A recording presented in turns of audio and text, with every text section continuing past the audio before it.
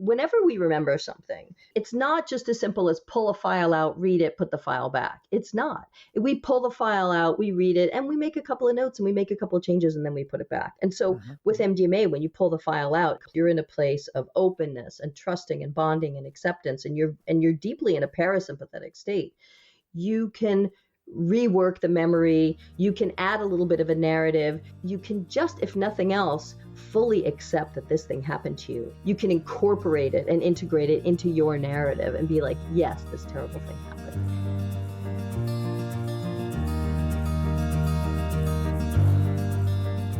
Welcome to the Mindspace podcast. I'm Joe Flanders. Thanks for joining me.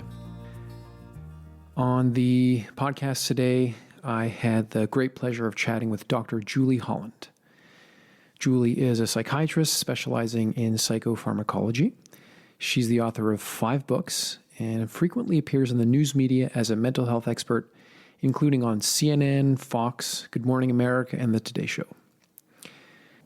She has a long history as an advocate for the safe and therapeutic use of psychedelics and cannabis, and she is a medical monitor for 2 MAPS studies of PTSD, MAPS being the Multidisciplinary Association for Psychedelic Studies, and she has a private practice in New York.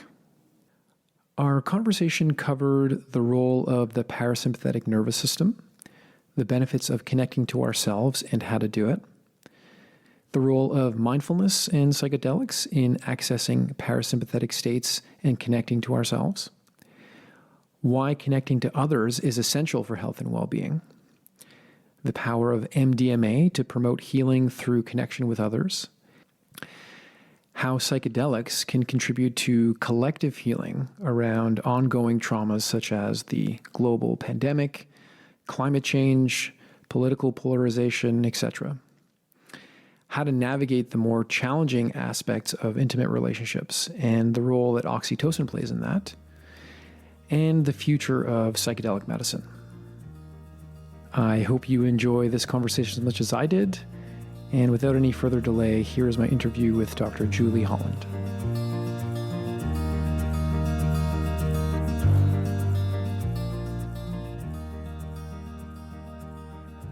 Dr. Julie Holland, welcome to the Mindspace podcast.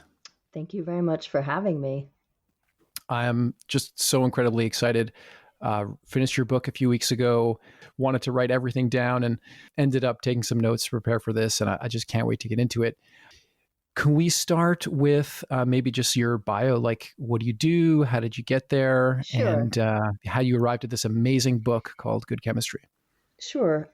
Where to start? I was born in 1965. I grew up in a suburb of Boston in the 1970s. There were a lot of drugs around me and my neighborhood and my community sort of growing up. So I was very curious about drugs and how they worked in the brain.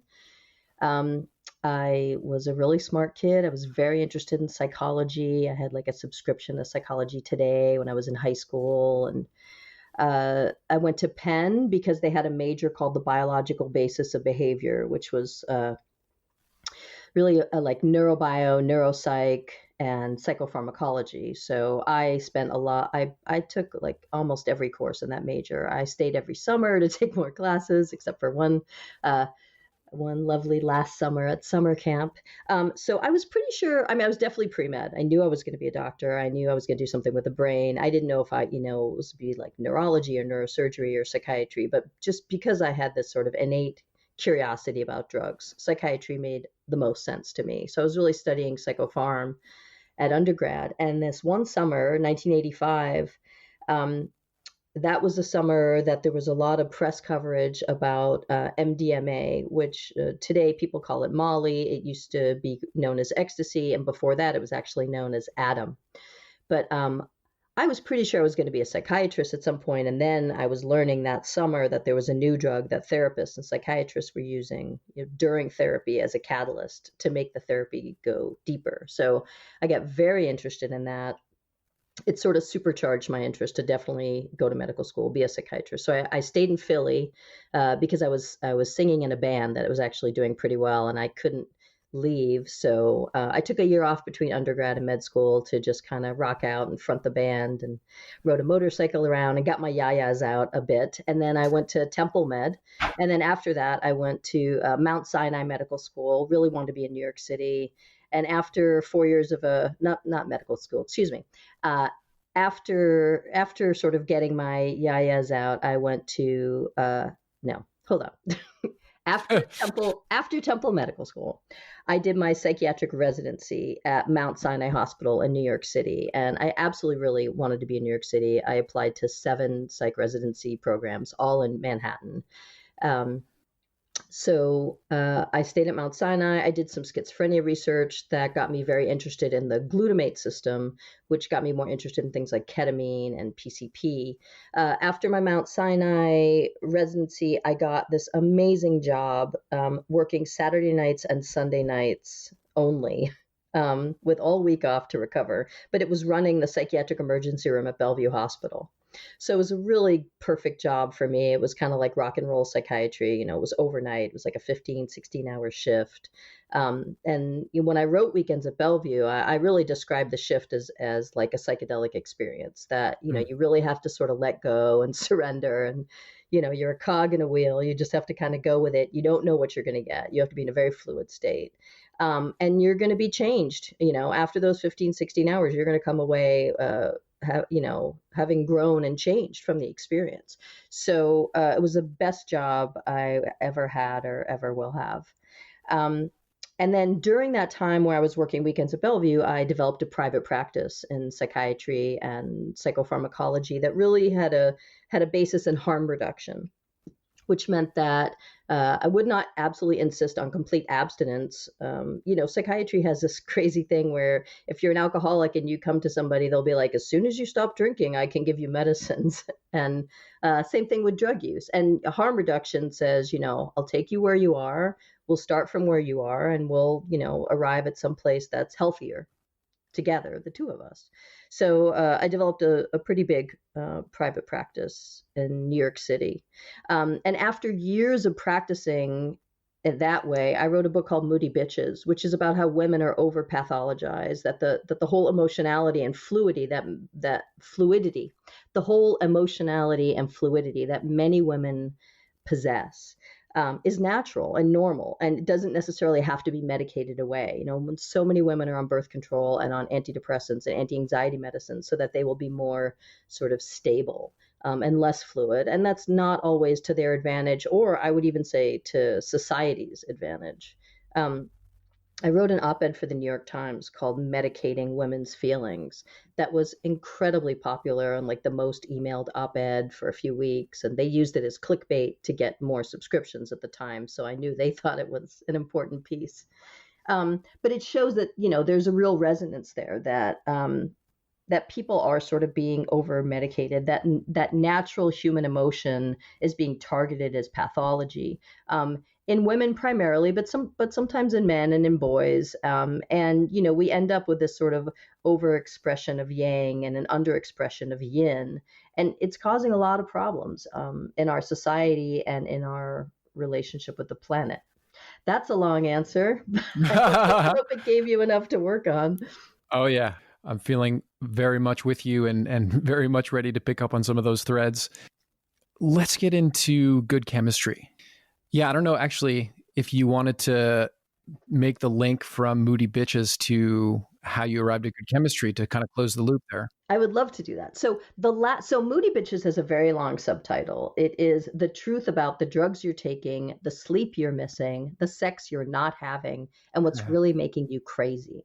Mm-hmm. So the end of the book is what's really making you crazy. And the answer in a word is disconnection, that we are disconnected from nature, from our own natural selves. We are disconnected from our bodies. We spend so much time sort of disembodied because we are online or on social media, or we're just, our heads are in our phone, and our posture suffers for it. Our whole body mechanics suffer because we are so disconnected. And then this idea that we're disconnected from nature, from each other. So good chemistry really picks up where Moody Bitches left off, which is exploring this disconnection. And more importantly, what's the solution? What's the answer? Where do we find connection? Because that really is our salvation. We are social primates. We are, uh, it is sort of baked into our genetics and our behavior that we survive by collaborating, cooperating, and being social. And, as much as you may argue that fight or flight is the key to our survival, I would say, when we were living on the savannah and we were being picked off by, saber-toothed tigers or something to that degree, then I would say, yes, if you couldn't run away, you weren't going to survive. And if you couldn't, be aggressive and fight something, you were not going to survive. But the opposite is also true even back then, which is that if you were not socially connected, you would not survive.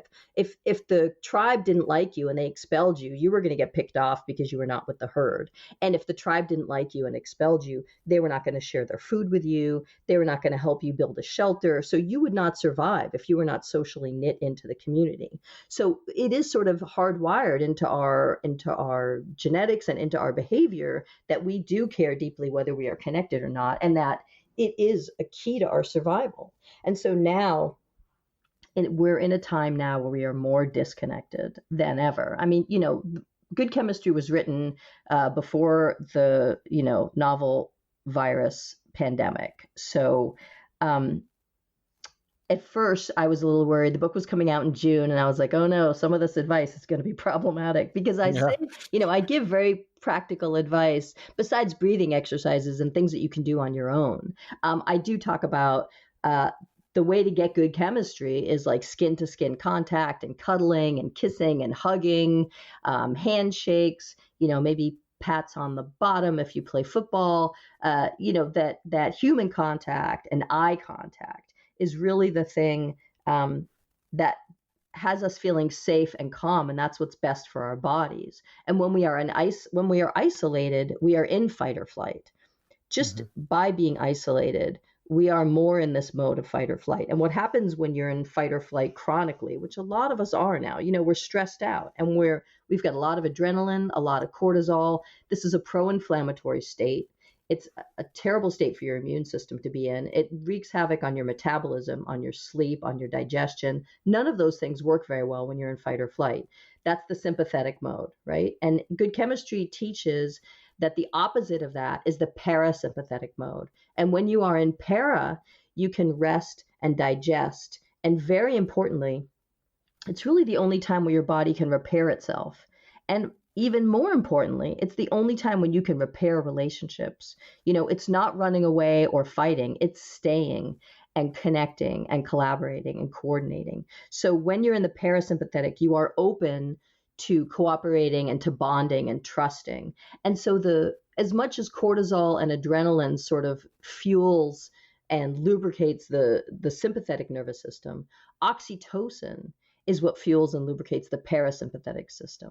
So oxytocin is what enables that trusting and bonding. Oxytocin enables wound healing, and oxytocin, very importantly, enables neuroplasticity, which is, when it really comes down to it, neuroplasticity is about growth and change. Neuroplasticity, as many of your listeners know, is sort of about the brain making new connections and even making new brain cells, right? So new connections is synaptogenesis, and making new brain cells is neurogenesis. And what I talk about in good chemistry is that not only does oxytocin enable this neuroplasticity, but it turns out that a lot of what some people would call drugs of abuse or illegal drugs, but I would call sort of psychedelic medicines or consciousness medicines, but things like cannabis, psilocybin, ayahuasca, which is a psychedelic tea, these things enable neuroplasticity also.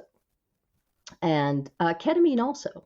So there's a lot of psychedelics that put us in a state where we are really open and vulnerable to learning and to integrating new information and to neuroplasticity. So it really comes down to you could colloquially sort of think of it as rewiring or reworking circuitry. So these psychedelic assisted psychotherapies which I explain in tremendous detail, not only in the book of chemistry, but also online. I've got, if you go to my website, like drholland.com or weekendsatbellevue.com or moodybitches.com, it all takes you to the same place. But one of the things I love about good chemistry is it's got about 60 pages of notes online. So you can learn a lot more about what I'm writing about. The book itself is only like 250 pages. I really tried to keep it as short as I possibly could. I know we all have no attention span these days. Mm-hmm. So All right. I think I've gone off the rails enough that you should get me back on, Joe. I'm very happy to do that. And you kind of covered at a high level what I wanted to sort of get into. What I'm seeing is that the rest of our time together is going to be unpacking. So I was going to ask you, what's para? Why is it such a big deal? Which I feel like you've covered. I feel like you've covered. I mean, the only reason why I call it para, Yeah. is that parasympathetic is just too long and complicated. But really, it amazes me that more people don't know about it, haven't heard about it, that we don't focus on it more. I agree. When we tell somebody like, oh, you should do yoga or meditation, we're really saying you should put yourself in para. Mm-hmm. And there, in good chemistry, I talk about a couple of ways that you can quickly put yourself into para. Just breathing in and out through your nose is very helpful. Yeah. Breathing in and out through your left nostril is even more helpful. Making sure your exhale is longer than your inhale, which you can do if you're monologuing like I am, or if you're talking or whistling or playing a musical instrument or chanting. Any of those things with a long exhale can help to put you into para. So yes, that's enough about para. Okay. Yeah. I agree, by the way, that it's an underappreciated state of the nervous system. And I thought it was great that you really picked it up and kind of rebranded it in a way. Thank you. I want to, again, in this process of like unpacking that awesome synopsis you gave, I want to just, mention to listeners who read the book that the book has a very cool structure, which is you talk about connection at different levels. So you've got starting with connecting with the self, connecting with a partner, connecting with family, connecting with community, connecting with the earth, connecting with the cosmos. So I actually would recreate that structure a little bit to kind of get through some of these questions.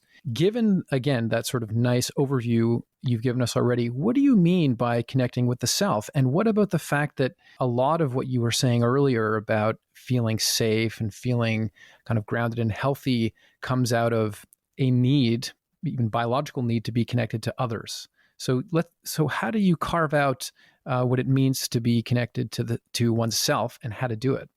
It is a little bit like that cliche where you can't really love somebody else until you learn to love yourself. And I would say that you can't fully connect with somebody else until you are personally connected yourself. So one of the issues is that people can have very fragmented personalities, that they can be very compartmentalized.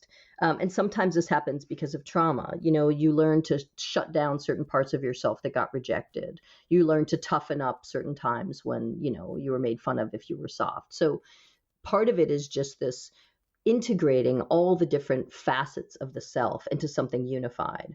So that's sort of the stuff that goes on cognitively or emotionally. But then there's just this issue, as I said, of physicality, of being embodied, being in your body, embodying yourself, inhabiting your body, and how important that is to staying healthy. It's so easy for us to sort of escape the present moment, jack into something that you're watching on your laptop or on your phone, and you're really not there. You're elsewhere. So the first level of connecting is just connecting to the self, connecting to the present moment. So and trying to get a sense of the sort of the dissonance or the rivalries or the what goes on internally between the different parts of yourself. So that's pretty much the first chapter. I've been meditating for over 20 years, and I've been teaching mindfulness meditation for 10 years. And I found this, I think you talk about mindfulness and as a tool for connecting with oneself. And obviously there's a lot of interesting research pointing to the health benefits of doing that. It is a solitary activity. It is about connecting, finding a relationship to oneself. But one of the things I've noticed in teaching meditation is just how difficult and stressful it can be for people to unplug, right? To stop looking at their phones, to stop being distracted by whatever, Right. and just sit and do nothing. Right. And I guess I wanted to just explore this framing with you, that mindfulness is a tool for achieving para. And what I see is that in many cases, for many people, for beginners and maybe even some more expert meditators, practicing mindfulness is not at all a pathway to para. In fact, sometimes meditating can be very activating, and sometimes in a really good way. The goal of meditation is not to relax. It sometimes has that effect, but what we're going for, obviously, is deeper understanding, greater insight into the nature of existence, the nature of the self, this sort of thing. So how do you see the role of mindfulness meditation beyond just sometimes helping us slide into para? Yeah, well, I absolutely agree that the whole point of really sitting with yourself and your thoughts is to see where your thoughts go and get a better sense of your, the nature of your own mind. But then there's other kinds of meditation, like an open-eyed meditation, where you're taking everything in, where it really is just focusing on presence, right? And being fully present. It's funny how many of my patients are like, "Oh, I could never meditate. I can't stop thinking." Exactly. And I have to Exactly. say, Yeah. like, none of us can stop thinking. And I would not say that the goal of meditation is to stop thoughts, but I do have this sense sometimes when I'm trying to meditate that if nothing else, I would like to dilate the space between my thoughts. I would like to Mm-hmm. have that little breath in between where things are quiet. Like, it's lovely when it happens. I don't, force it to happen. But I would say that is that particular state when you happen to have a little bit of space between thoughts for sure would be para. But in terms of like getting a better sense of personal nature and integrating all the selves, one of the things I bring up in that first chapter, actually two things I bring up. One is cannabis, and the other is MDMA. That I start to sort of introduce the idea that there are uh, illegal drugs, let's say, at least in America right now, where they can help to enable mindfulness. They can help you to see sort of the lay of the land and where your automatic thoughts go, and what sort of issues arise for you. That they also are tools, and there is actually talk of doing an MDMA mindfulness study to look at what the impact of MDMA is on mindfulness. Hmm. Back in the 70s and 80s when people were just starting to experiment with MDMA, there was a monk who had been meditating for decades who was like, "Oh, when I take this pill, it feels like the thing I've been trying to do for decades." So there Right. may be a little bit of crossover there. And cannabis for mindfulness and for meditation. I mean, I'm certainly not the first person to write about that and talk about that. But Mhm. these are potentially medicines like mindfulness that can help us understand ourselves better. And so maybe acutely understanding yourself better and looking at your trauma is going to put you in the sympathetic mode. But optimally, over time, when you really, pardon the vernacular, but when you really figure your shit out, you can be in para more often overall. Mhm. Right. Yeah, that makes a lot of sense. You mentioned psychedelics giving greater access to neuroplasticity. How does psychedelics help us connect with ourselves? So I think cannabis is a perfect example. I definitely think of cannabis as a psychedelic. Maybe it's not a major one, maybe it's a minor one, but I do feel like it is mind manifesting. And when I use cannabis, one of the things I regularly notice is that I immediately become much more aware of I have like an enhanced kinesthetic awareness. In other words, Mhm. I see where my body is in space. I inhabit my body more. I become more embodied, and I just become much more aware of how I'm holding my body or how my posture is. So that Mhm. already to me is enhancing a connection with self. But also, I think because it is mind manifesting, because it does sort of allow, it engenders a certain amount of creativity or more thinking. I can get a better sense of what sort of things are on my mind or what I'm thinking about, and also and maybe not everybody has this, but I definitely have this. I find cannabis to be a real heart opener for me. If I'm sort of Mhm. arguing with my partner and shut down and getting defensive, if I smoke, I feel much more emotionally relaxed and open and able to sort of have the hard conversations, to actually stay and be Mhm. present with my own feelings and with the feelings of somebody else.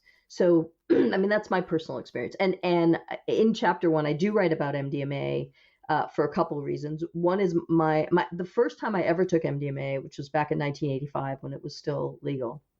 Although I will say it's not the last time I've ever taken it.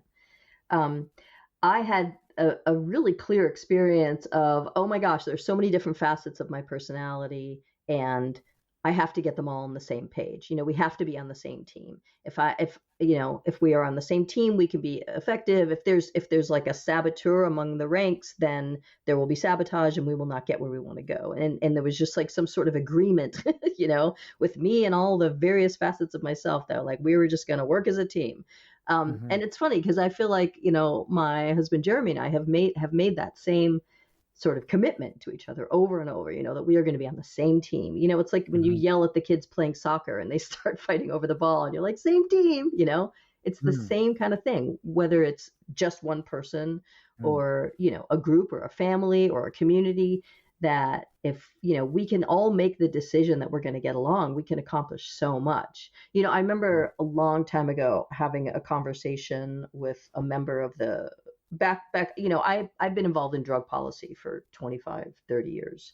And talking with a representative from from MPP about, how MPP and NORML and DPA and all these people who are trying to advance medical cannabis and legal cannabis, why can't you guys all work together? Why is there so much territorial pissings? Can't you see that you all want the same thing? So you can spread that out on a larger scale, this idea of same team, that it can just even be one person. I do integration therapy for a ketamine clinic here in Montreal, and I've been blown away by the impact of that drug, which I consider to be a psychedelic, in creating this very clear signal around self-compassion and self-love, which really sort of resonates with the idea of like same team and like I really need to take care of myself because I'm precious and I'm important and all this kind of stuff. Yeah. And that is almost, one thing we should sort of underscore about para is that there's a sense of belonging, that someone's got your back, right? And so like if someone holds you and strokes you, there's something called havening, where you like stroke the arms from your shoulder to your elbow downward over and over. And it's like you're being pet and held and attended and cared for. So that feeling, you can actually give that feeling to yourself. You can make the decision that you are going to care for yourself, that you're going to pay attention to yourself, so that anything from meditating to, taking a bubble bath to having a cup of tea, but anything that you do to sort of attend to your own needs, that can give you a sense of safety and soothing. And, especially in these times when so many of us are isolated and we don't have somebody who can hold us and calm us, we really need to learn how to do this ourselves.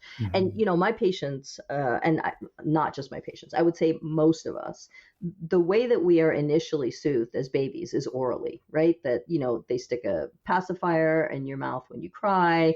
I mean, if you're lucky, you get like a nipple and a breast and, you get really, really held and soothed and you feel absolutely attended to and connected to something bigger than you. That will put you absolutely in para. But so when you get older, you suck your, a little bit older and you're sucking your thumb, and then a little bit older and you're biting your nails, or then maybe you start smoking cigarettes, or maybe you sort of, nibble on food all day long, or you're chewing gum. But we soothe ourselves orally. And so, what's happened during quarantine when people are isolated, when you're isolated, you're sort of a little bit unsympathetic, you feel unsafe, you feel uncared for, and you don't belong to anything, and you get anxious and you start to soothe yourself. And so whether it's you're putting on weight, or you're having a quarantini or two earlier in the day, but and anti-anxiety meds are really kind of flying off the shelf here. There have been some shortages of sleeping pills, anti-anxiety meds. And in certain pockets, interestingly, the ADD meds run in short supply, although that often happens. We've got supply chain issues. So people are soothing themselves, not always in the most healthy ways. So that's why I feel like, okay, well, then good chemistry is coming out at a good time, because, people need as many tools as possible. When you're in para, this is an anti-inflammatory state, right? Your body can repair itself, and it to be in a sympathetic state and fight or flight and hamster wheeling, is a pro-inflammatory state. So it's really bad for your body. So it's not just your mental health, but it's your physical health that really benefits from spending more time in para. So do you know a professor named Sue Johnson? I don't. She's a relatively well-known couples therapist, and she is largely responsible for creating something called emotionally focused couples therapy. Sure. Yeah. Well, that I've heard of. I just didn't know it was hers. Yeah. Yeah. I've had her on the podcast, and she's very charismatic, and I think likes to speak in hyperbole to sort of get her point across. And what she said, and she just communicates this in her books and her trainings and stuff, is that no psychological problem is an individual's problem. All psychological problems are relational. And the idea that one could calm one's own nervous system, self-regulate, so to speak, is a bit of an illusion, because even if it were possible, it would take so much energy and it would be so inefficient relative to how powerful co-regulation is, feeling supported and cared for by others, Right. and creating safety and going into para, etc. So how do you see that? Do you think she's right about that? Or Well, yeah. do you think there's a place for co-regulation and self-regulation? So I write about co-regulation in chapter 3, which is, the family chapter. So the way I focus on co-regulation is like maternal infant, the nursing mom, the mom that's holding the baby, and they co-regulate each other, right? Because the baby's crying, that upsets the mom picks up the baby stops crying, that soothes the mom. Baby soothe, mom soothe, co-regulation. And that totally works in relationships. Absolutely. I go to Jeremy and I'm like, I've had a hard day. I need you to hold me. And he holds me and I feel better. And he feels better because he gave me something that, he can actually do something that I'm asking him to do that'll make me feel better. So he gets calmer. I get calmer. That's co-regulation. But I do talk in Good Chemistry about the ability to regulate yourself, the ability to, and I do think that meditation and mindfulness can help you regulate yourself. We're talking about regulating your own emotional state. And so I think it is a bit hyperbolic to say one is never able to regulate, their own emotional state. I mean, obviously there are people who are isolated. We're all terribly isolated now. And we certainly have moments during the day where we feel okay. I go out into the woods and it's quiet. I don't have my phone with me. I am as peaceful as can be. I don't think about the dumpster fire that is our country right now. I don't think about, the global pandemic and thousands of people are dying every single day. I try to compartmentalize. I put it away. I go, there's a beautiful lake near where I live. There's like wetlands and swamp and the woods and like that. If I go to nature and earth time, I can be soothed. And so maybe that means I have a relationship with the earth. All right. If she's saying you can only soothe yourself in relation to something, then I would say, well, nature soothes me. So, but I do have the ability to soothe myself. Sure. I, especially because I've practiced this a lot, I can put myself into para, really easily. And I think that it is something that anybody can learn, that you can learn to calm yourself. You can learn to change the pacing of your breathing, where you put your thoughts. I do talk a lot in Moody Bitches and a bit in Good Chemistry about how anxiety is totally about projecting your thoughts into the future. And that if you bring yourself back to presence, you will naturally have less anxiety. So we totally agree on that. And I don't do couples therapy. I do individual therapy, and I teach meditation because I believe these are powerful tools for self-regulation. Although obviously there is a relationship there too, because I'm in relationship to the client and they're in relationship to me as a therapist. I think the sort of more interesting question is the relative efficiency of these things. Her point that it's much more efficient to have a partner or a loved one soothe and be there and support you and this kind of thing. And, just what is the sort of relative contribution of each of these approaches? And maybe it really depends on the person. That is another issue depending on the person, right? I mean, every once in a while you're going to come across somebody who is not soothed. First of all, everybody has a different tolerance for intimacy. I mean, this is something that Jeremy and I talk about quite a bit.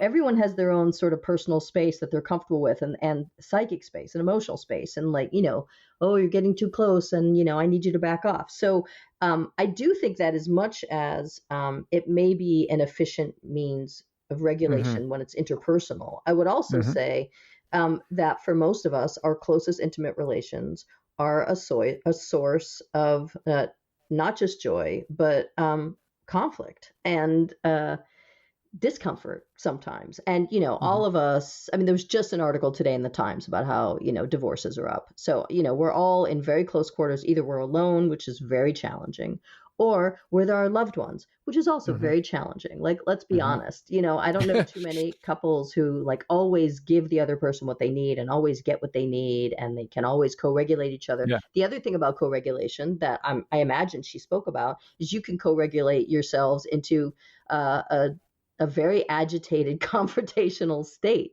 Right. like Code dysregulate. yeah, like for instance, I'm the kind of person, as you can imagine, who likes to win an argument, likes to get in the last word, will try to one up you, and so's my husband. So Hmm. therefore when we get into it, it could just as easily escalate as de-escalate. So, Hmm. I definitely I love the idea of emotionally focused couples therapy, and I wrote about it in Moody Bitches. But one of the things I write about for couples therapy and good chemistry is I talk about MDMA assisted therapy in Yes. couples. Yes. That's my next question. I was blown away by that study when I heard about it a little while ago. I Yeah. loved how you wrote about it, and to me, it's one of the most beautiful illustrations of co-regulation. So I'd love for you to tell us about it here. Yeah, well, I mean, the first thing I will say is that it was very important to me to write about studies that maybe people hadn't heard about. There's a study using MDMA in people with autistic spectrum disorder that did not get the press it should have, that I wanted to write about.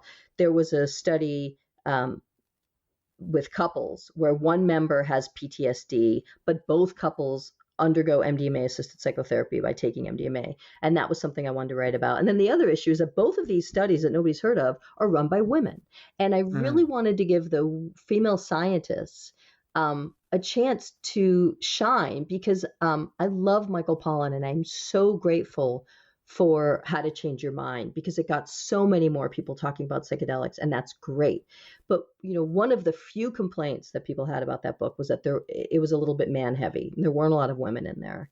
And it was very important to me to feature some of the women. I've been in the psychedelic community for 25, 30 years. I know lots of women.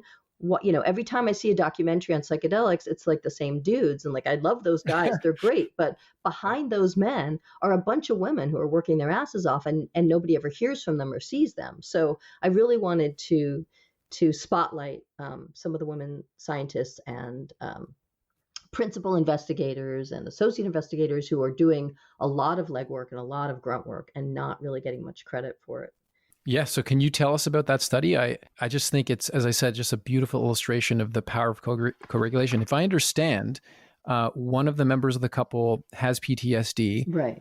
Do they both take the MDMA, or is it Yes, just the non stuff? They both take it, they right? both take it, and that's what really makes it a completely different study. We Hmm. we have been doing like right now, MDMA assisted psychotherapy for post traumatic stress disorder is in the phase 3 of the trials so that they can be FDA approved. And right now, the phase 3 is multi-center trials. There's a bunch of places doing MDMA assisted psychotherapy with a single person, but this is the only study where both members of the dyad are Yeah. taking MDMA during the therapy, and it really Yeah. allows. Anne Shulgin had a great sort of explanation for MDMA couples therapy because she was somebody who did underground work with couples quite a bit, and I wrote about this in my very first book, actually, which is a book that I edited because it had multiple authors. It's called Ecstasy: The Complete Guide, and there's an interview in there with Sasha and Anne Shulgin.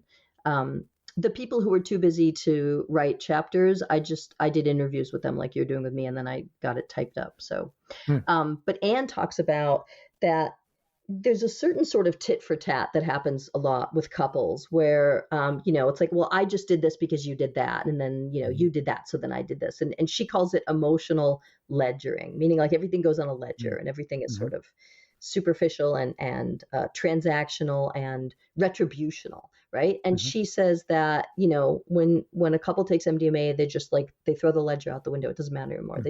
They go. Yep. That's like superficial shit that just doesn't matter, and they dig Yep. down to core issues. And the core things that keep coming up, because anybody who's been in a dyad long enough, you have the same argument 8 different ways. Mm-hmm. It's the same stuff that keeps coming up that you can't let go.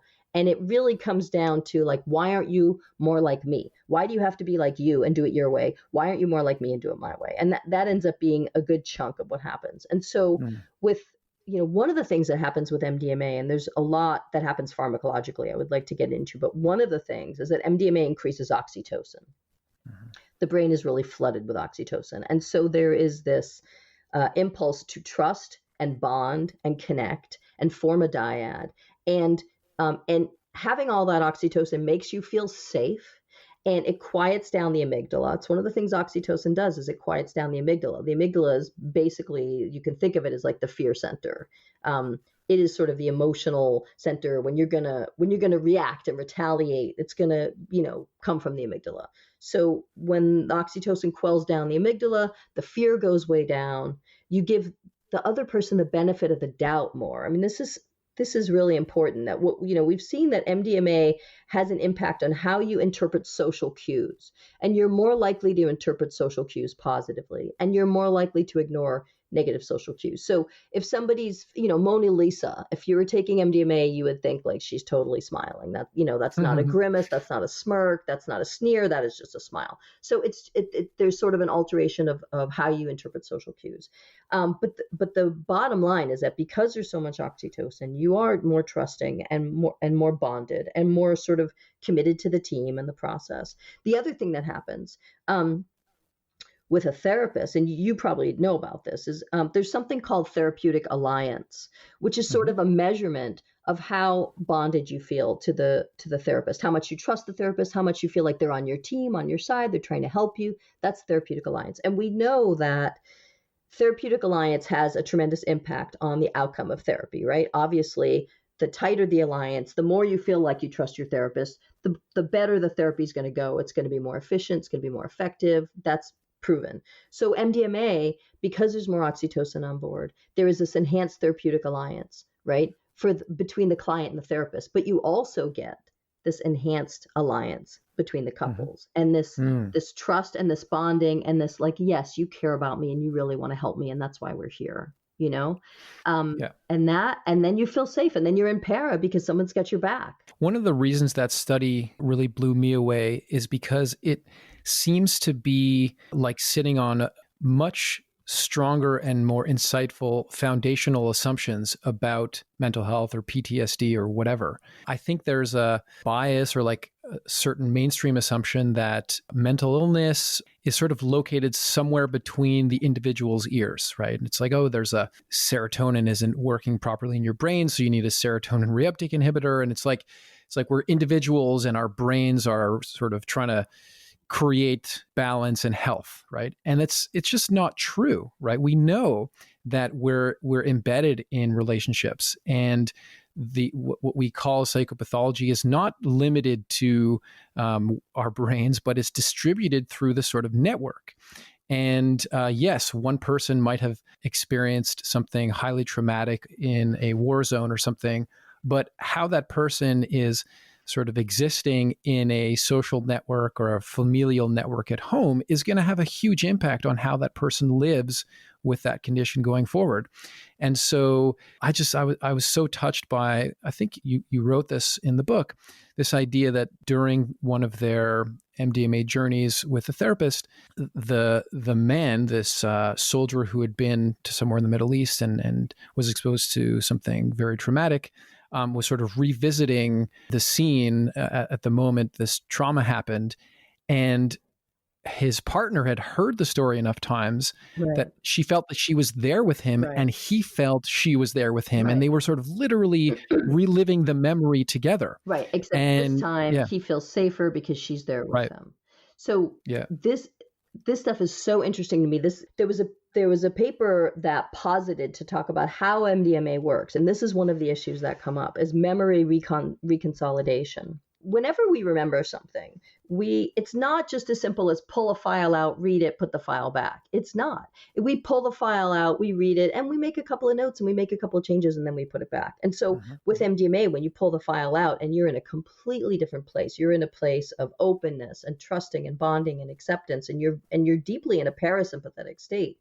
You can rework the memory, you can add a little bit of a narrative, you can just, if nothing else, fully accept that this thing happened to you and integrate it, and don't try to bat it away or push it down. You can incorporate it and integrate it into your narrative and be like, yes, this terrible thing happened.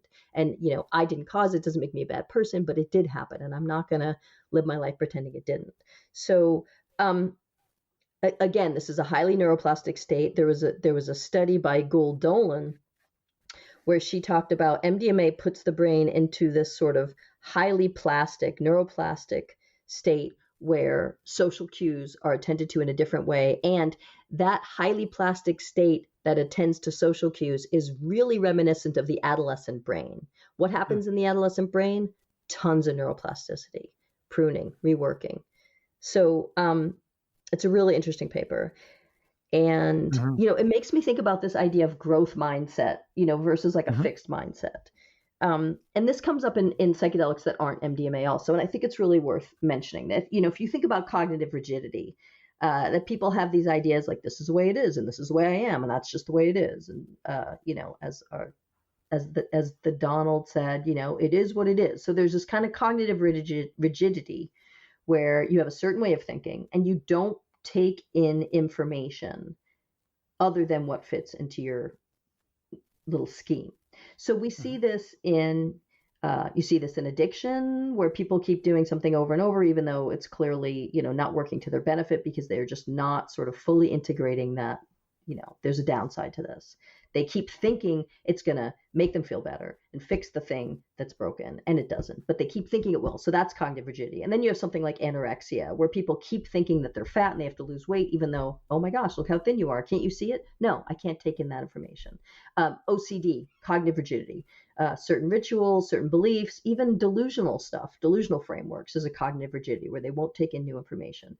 But then you see MDMA and psychedelics in particular, and that cognitive rigidity just dissolves. You see the default mode network dissolve with psychedelics. So this sort of solipsistic, self-absorbed, how am I doing? Who am I? What do I believe? That is the default mode network is all about sort of self-obsessing and self-observing. And when you have ego dissolution, which happens during the peak of a psychedelic event, you will have sort of ego dissolution. That is the default mode network sort of going offline, dissolving, losing some of its coherence in the circuitry. And what you have in its place is that various parts of the brain that usually don't get a chance to communicate either in general or with each other, there's a lot more connection and communication going on in the brain because the default mode network is quieted. And so that explains a few things like how you may be able to, hear colors or see music or things like that. That happens when you're altered with psychedelics. But it also can explain, and that along with the neuroplasticity can really explain how they can be such huge, tremendous catalysts for growth and change, behavioral change. That's the name of the game here, right? You want the alcoholic to stop drinking. You want the person with sorry, I shouldn't say alcoholic. It's really not. I will say you want the person who has a problematic relationship with alcohol or other drugs to alter their relationship with those substances. You want the person who has anorexia to alter her or his relationship with food. So we're talking about behavioral change and catalysts for behavioral change. And being able to have some plasticity and fluidity in place of the cognitive rigidity is such a tremendous tool for psychiatry, and I would say for all of medicine, because you cannot separate the mind from the body. You cannot separate psychic trauma from somatic illness. They are so intertwined, and God, we all know it, but we don't act like it. We give it this sort of mind body interface. Yoga meditation will hope, but we don't really fully embrace or embody the truth that how we feel emotionally and how we think cognitively has a huge, tremendous impact on how our body functions. Yep. Thank you for that. That was really nicely done. And I agree with everything. And I think one of the exciting things about the psychedelic renaissance is the possibility that we could really start to work with that truth about well-being and work professionally and personally with that insight.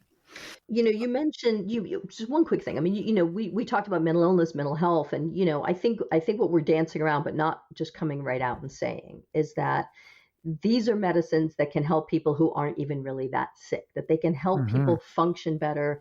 They can have them have better relationships with themselves and their bodies and the way they eat and sleep and exercise, better relationships with other people, better relationship with the planet, right? We've seen that people who have psilocybin, psychedelic experiences with mushrooms, are more likely to be environmentally conscious, environmentally active.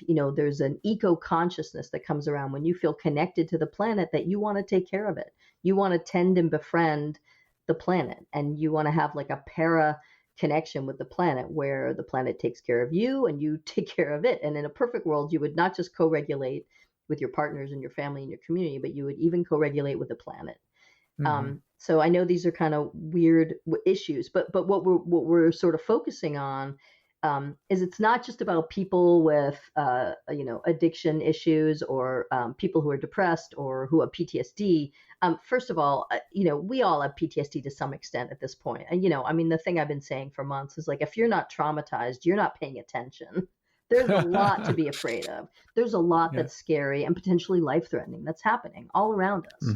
And, if you're really hooked in the social media or you're reading the news every day, those of us who are sort of empathically connected, it's like painful, to take it all in. So I think that that it's always been sort of a spectrum of, who is really mentally healthy and who is mentally ill. And where do you draw the line? I wrote about that in at Weekends at Belleview, that I had to draw a line in the sand all the time on my shift, that you're, okay, well, you're so insane, you have to be locked up against your will, and you're a little less insane, so we're going to let you go walk the streets. And, and it's all shades of gray. So I feel we've gotten into connection with community and the earth. I want to do one more on connection with a partner. You touched on it a moment ago, but really one of my favorite insights from your book, I just want to unpack with you here, is this notion that opposites attract and then repel.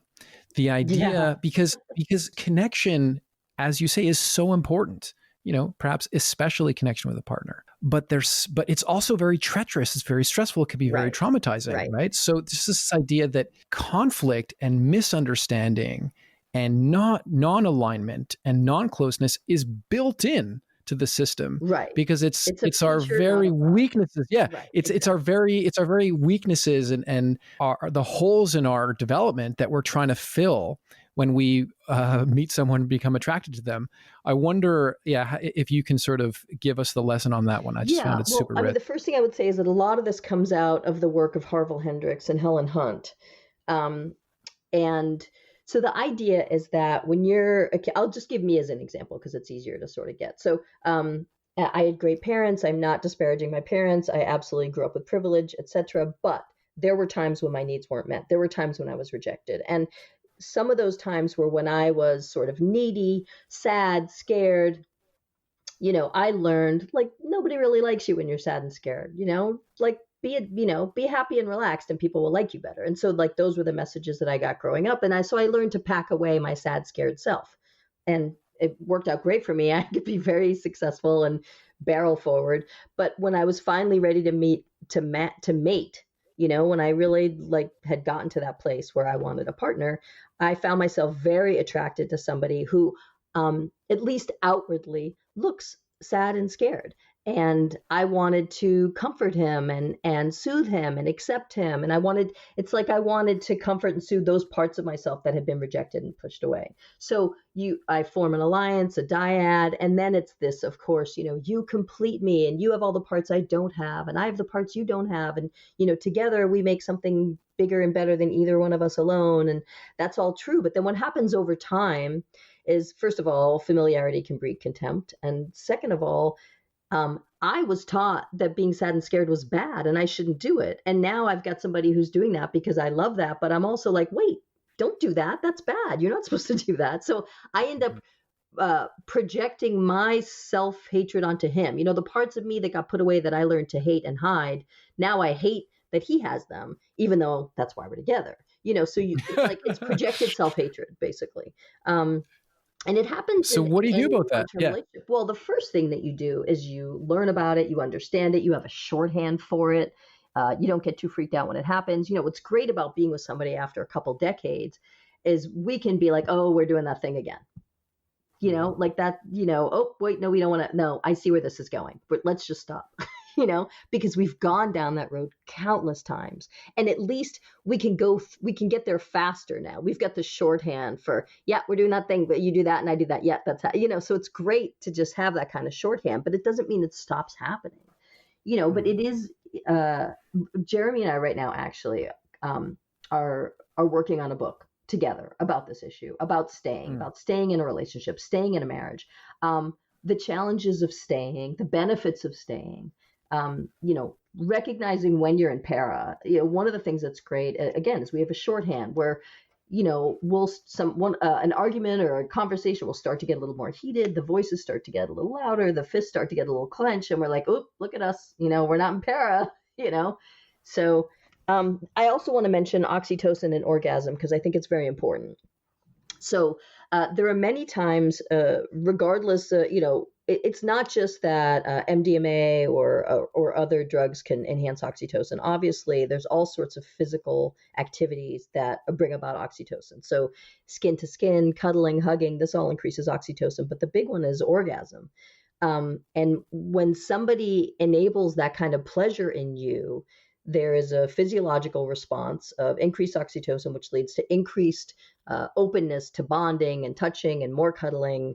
And it can help solidify the relationship. And, one of the things that I sort of muse and worry about in the beginning of Good Chemistry is for those of us who are having orgasms with our laptops, are we bonding with our laptops? Or is there some neuroplastic event that's happening during orgasm where you are feeling more attached and bonded to the thing that just brought you off, which in this case is a screen?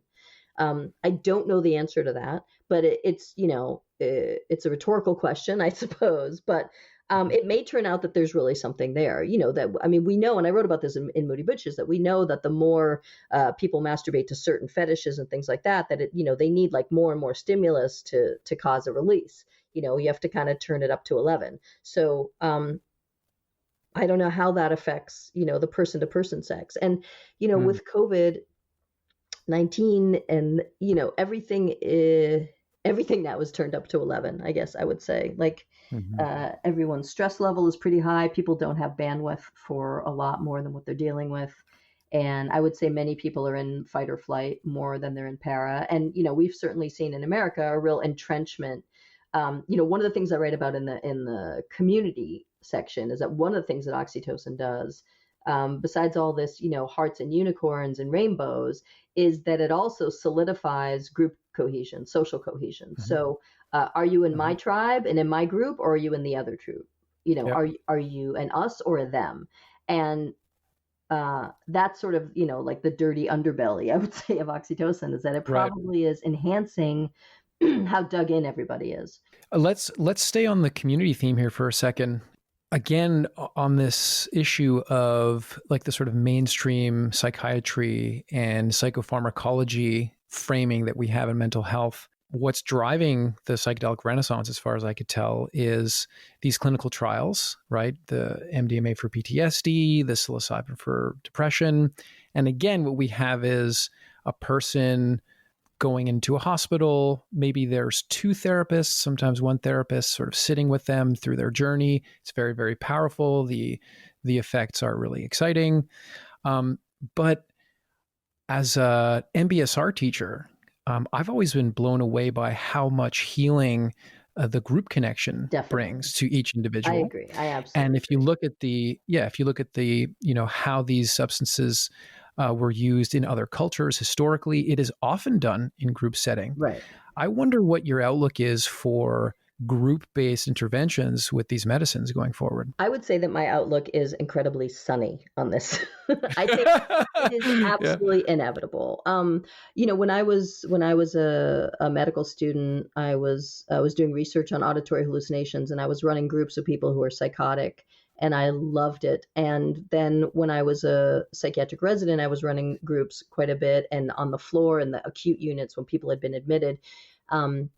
And I was sometimes making groups. Like sometimes I knew that there were like 3 or 4 people on the ward who had all been sexually assaulted, and I would have them have a group and we would talk, and like they would go to a deeper place in that group with their peers who had gone through what they went through than would ever happen one-on-one. So I absolutely believe in the power of group therapy, no question. And also, especially when people are so isolated and don't have a lot of connection, like, look, say what you will about 12-step programs, and we could talk for an hour about them, but there's a lot of love in those rooms.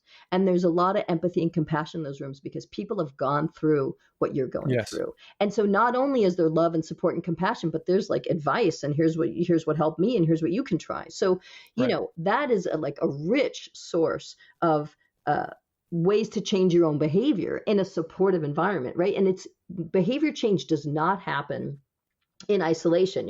This is something that I learned and wrote about in Moody Bitches. It's very important to me. When you are isolated and you're in solitary confinement, for example, no learning happens in isolation. No learning happens in solitary confinement. There was a really interesting study where they had animals that they housed it's solitary versus social. And, if they took an animal out of social and they shocked it, and then they put it into solitary. When they put it back into the shocking room, they didn't remember that was a room they got shocked in. But if they took them out of social, shocked them, and put them back into social, they would remember. So isolation interferes with learning on a very basic molecular level. So social connection and social support helps you learn, helps you grow. Some people are modeling healthy behavior, desirable behavior. So that's one issue. Number 2, from a purely economic standpoint, there's no way that if you're going to scale this kind of disruptive technology upwards, that you're going to be able to have what we have now, which is, 2 clinicians, 1 research subject, 8 hours. Like that's just I can't imagine too many insurance companies that are going to pay for that. So I think it is inevitable that this sort of work ends up being done in groups. And I also think there's a lot of models for really great group therapy. I mean, first of all, there are, indigenous models of psychedelics being used in a group setting. Although honestly, some of the earliest models are that only the shaman took the psychedelic. Right. And the other people kind of went along for the ride. And it was, I'm sorry if this is sort of minimizing, but like almost like a contact high, but we really, I think in our Western culture have said like, oh, we all want to be the shamans. We all want to drink. So, now, we have ayahuasca circles, which is, I think, a really great model for, first of all, there's a lot of neuroplasticity that happens with ayahuasca, a tremendous amount. And for people who go away for a weekend, say to a retreat, and they might drink ayahuasca 2 nights or 3 nights, and then the days in between those nights, they are processing, they're talking about their experience, they're having group experiences, or they're just relaxing, that ends up being a really potent, 3-day experience for people. They come away from those retreats with like really major changes in how they're thinking and how they're behaving. So I think, and I'm sure, and with ketamine, I think it's very easy to scale up ketamine so that you're doing group sessions. What do you think the obstacles are to bringing this into the mainstream? Like, why isn't it happening already more? So there's a few things. Number 1 is that these drugs are still illegal and they're still at the research stage. Number 2 is, I don't know how to put this. So right now, mostly the people who are having these experiences are privileged people with money. And that's not necessarily the people who really need this the most. So one of the things that really has to happen is that people who are marginalized and people who are underrepresented and people who do not have access. We in this country where I am sitting right now, the United States of America, there is like gross inequality on access to medical care, medical attention, medical devices, all of it. So that is something that really has to change. And one of the ways that it could change is if insurance agrees to cover these procedures, which means also, developing procedure codes. Like we have these things called CPT codes, which is how you bill insurance. There's no CPT code for MDMA assisted psychotherapy right now, but there will be, and there needs to be. And then the question is, do the insurance companies think that this is a 3-hour process, a 4-hour process, an 8-hour process? Will they pay for multiple sessions? Will they even pay at all? Like right now, none of this is reimbursable. I know some ketamine clinics are getting pretty good reimbursement. So I do think that there is a precedent for getting these sort of kinks worked out with ketamine, which is legal. And, I absolutely think that ketamine, of course, has its place in the sort of armamentarium of consciousness medicines. But right now it's sort of leading the way because it's legal. And this issue of getting insurance to pay for it is one of the obstacles. Then the last little obstacle I'll mention, not so little for people who experience it, but in the scheme of things, statistically, it is little, which is something that I call shamans behaving badly, which is practitioners, researchers, private practitioners, clinicians, shamans, who are taking advantage of people when they are in a vulnerable, altered state, having inappropriate sexual relationships, either without consent or with consent, but there's a huge power differential. These things need to be addressed. They don't happen all the time, but they happen enough that we need to pay very close attention to when they're happening, how they're happening, who is doing the offending, and then what is done about these offenses. Because right now, because it's mostly underground, there isn't a real process for, will there be some sort of a certifying body who decides, okay, well, you've done enough certification work and you've had enough work with a mentor, and now you're able to do this work on your own. Like right now, there's nothing like that, right? There's, with research, there are, MDs and PhDs, and they're licensed. With the underground therapists who are out there, some of them have MDs and PhDs and are licensed and are social workers, and some of them aren't. And do we grandfather in the people who've been underground therapists for 25 years? So lots of questions. Don't have a lot of answers. It's stuff that I think about, I'm working on. Sure. But those are some of the sticky points that need to be worked out. But what about the obstacles to group-based psychedelic treatments joining the more individual-focused approaches in the most up-to-date protocols for this kind of work? So again, I would say sunny, optimistic, glass mostly full kind of thinking is that there really aren't any obstacles to this, to this group work happening. We're seeing more studies coming out about group work. I just say group work. There's a little blooper. That belongs in the shamans behaving badly section. So there are studies coming out about group work. I talk about group work in Good Chemistry. It is happening. It will happen. I don't think there are obstacles. I think from a financial point of view, it's sort of a no-brainer that it's not really sustainable. I mean, I thought there's always going to be people who can afford to spend, anywhere between $500 or $1,500 to have like an underground person spend the day with them. But, optimally, this is something that's scaled up. The reason why I say that it's like a disruptive medicine or a disruptive technology is because the way psychiatry works right now is that you take a daily dose of a medicine, and it may not make you feel more connected to anybody. It may just make you not mind that you're disconnected.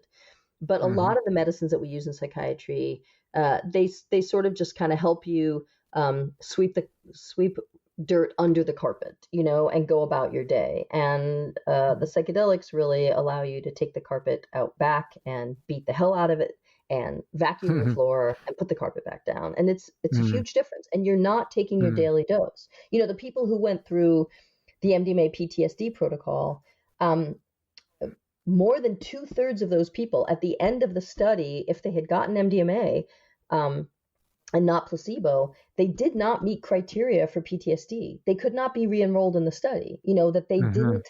And in other fields of medicine, you might say that those people are cured. We don't like to say cured in psychiatry, maybe because we like people to keep coming back. I don't know. But these are people who, have gotten off their meds, stayed off their meds, don't have the symptoms that they had that brought them in the first place. And we're seeing sustained stability and improvement and lack of symptoms. So there's really something here, and the efficacy is what is going to drive all of it. The data is very impressive. The data are very impressive, excuse me. And, this is going to be an efficacy-driven wellness field, just like cannabis is. All right, I'm starting to be mindful of the time here, Yes, and that's good mindfulness, Joe. Thanks. That's a perfectly good place to wrap up. Thank you so much for doing this. And I'll just reiterate that I really enjoyed Good Chemistry. I'm so glad the book is out there because it's communicating so effectively some of the things that I sort of hold dear and want other people to kind of get on board with. So thanks for that. Thanks for joining me here, and can't wait to see what comes out of your pen next time. Thanks very much. I really appreciate it. I agree that I really want to be very concise and succinct in imparting a lot of very important, useful information to people. So I appreciate you giving me the opportunity to do that. All right, my pleasure. Thanks a lot again, and take care. Okay, bye. Bye. Thanks for listening to the Mindspace podcast. I hope it was inspiring. If you feel the world could use a little more Mindspace, please consider supporting the podcast. The best way to do that is to leave a review on the Apple Podcast app or wherever you listen, or share your favorite episode on social media. Thanks, and be well.